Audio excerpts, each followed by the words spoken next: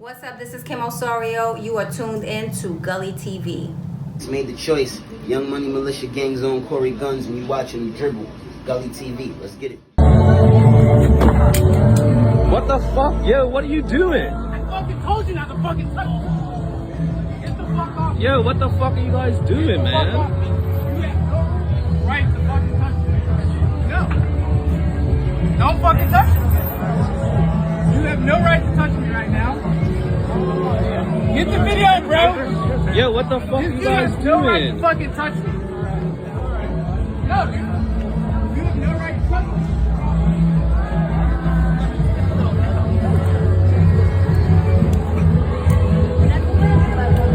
You have no right to touch me right now, bro. I'm not mentally.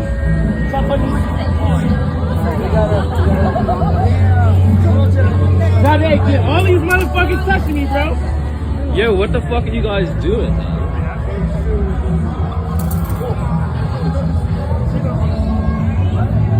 Get all these motherfuckers touching me.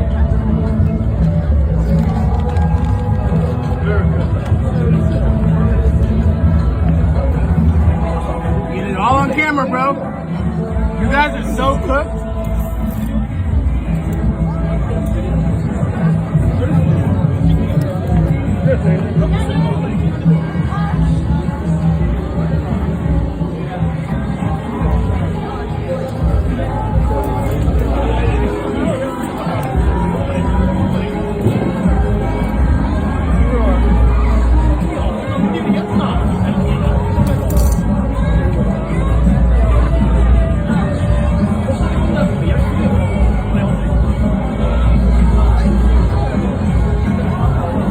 This is so unnecessary. See this shit, bro? These dudes are so fucking cooked.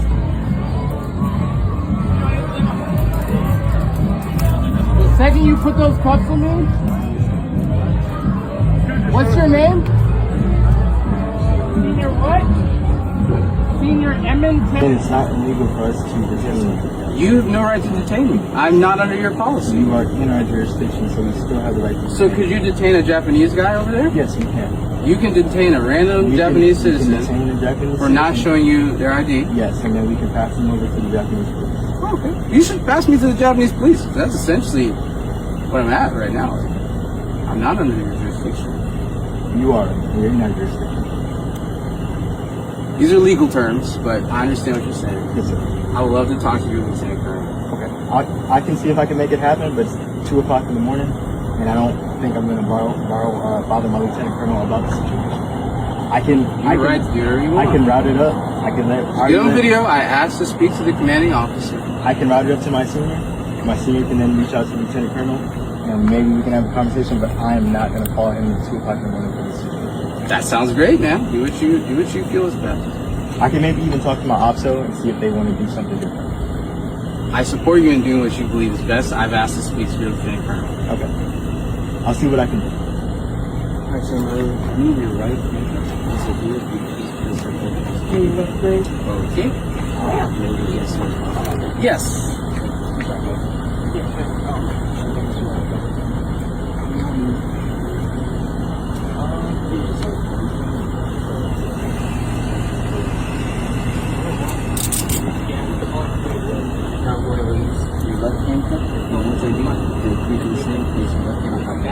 Yes.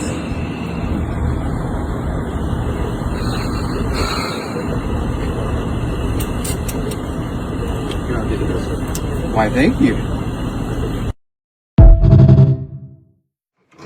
You tune in to me, you watching the Dribble by Gully TV. This video here was sent to me by an associate of mine on the heels of me returning to the United States from Japan. I was in Tokyo. This transpired in Okinawa. This is posted on an Instagram page called Washingtonian Probs. And this happened on November 22nd, Saturday, November 22nd, to a black man from Washington, D.C. He was a former Marine, Howard University alum, Atlas Performing Arts Center board member, and current tech startup founder Kareem L. He traveled from D.C. to Japan this month for a work trip for his company 4RL when he was accosted by American military service members on Saturday, November 22nd. And he gave a written statement to support everything that we just watched in this most disturbing video. At approximately 2 a.m. on Gate 2 Street, I was approached by a group of uniformed service members while I was standing outside of a bar. One service member singled me out, noting that I appeared to be military aged and asked me to produce ID. I informed him that I was not in the military and was not required to show him my ID. He then repeated his request and asked if I intended to comply. I informed him that I did not intend to comply, as he didn't have the authority to make such demands, given that I was not in the military. The service member then threatened that I was going to the ground if I did not show him my ID. I informed him that this would be an illegal act and refused to produce ID. The service member then proceeded to slam me to the ground and initiated an illegal arrest, placing me in handcuffs with the aid of other service members. During the takedown and arrest, I was repeatedly injured in the face, legs, and arms. I suffered cuts and blunt force trauma all over my body and was humiliated in front of strangers during the incident. I asked to speak to the officer in charge after I was released, but was told that they were unavailable. The commanding officer couldn't be bothered as it was 2 a.m. in the morning. I asked to write a report and document what happened. Still a nigga. Even abroad, I'm pretty sure that these officers are going to be held accountable for this, being as though this was captured on film. Good thing that this was captured on film, because they definitely would have got away with it, and they still might get away with it. This is another incident of niggas being niggas. It's very, very well known that if you give a nigga just a little authority, that he will flex. And of course, being a nigga, he chose to flex it on another nigga. So yeah, that's a black man on top of a black man on the ground. For those of you who can't really depict what's going on here, I was very, very disturbed by this. Again, I'm glad that it was captured on film. Me personally, I'm not familiar with the authority that service officers have in this capacity, but obviously they hold some type of authority because they walked up and asked for ID. Maybe they work in some type of security, police detail, whatever. If they would have asked me to produce some ID to confirm who I was, I wouldn't have had no problem doing it.